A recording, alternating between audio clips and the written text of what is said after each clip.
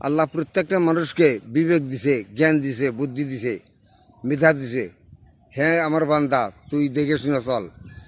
তোর মেধা, বুদ্ধি, জ্ঞান, বুদ্ধি দিছি, এগুলো তুই কাজে লাগা। কোন রাস্তায় গেলে তুই ভালো হবি, কোন রাস্তায় গেলে তুই ভালোভাবে চলতে পারবি, সেই দিকে চল। আমি তোকে জ্ঞান দিছি, মানুষের মেধা দিছি, বুদ্ধি দিছি, বুদ্ধিগুলা কাজে লেগে ভালো রাস্তায় চলতে দেবো, ভালো রাস্তায় চলতে দেবো, ভালোভাবে চলতে দেবো, ভালো নিয়ত নিয়ে চলতে দেবো।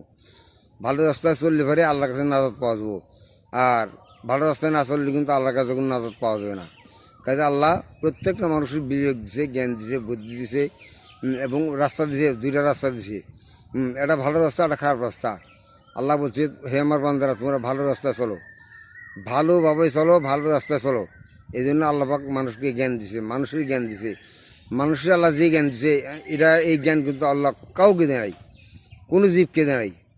মানুষের যা শক্তিশালী জীব আছে, যে জানোয়ার আছে, কিন্তু আল্লাহ মানুষকে যে মেধা, যে জ্ঞান দিছে, অন্য কাউকে এই জ্ঞান দিয়ে দেয় নাই।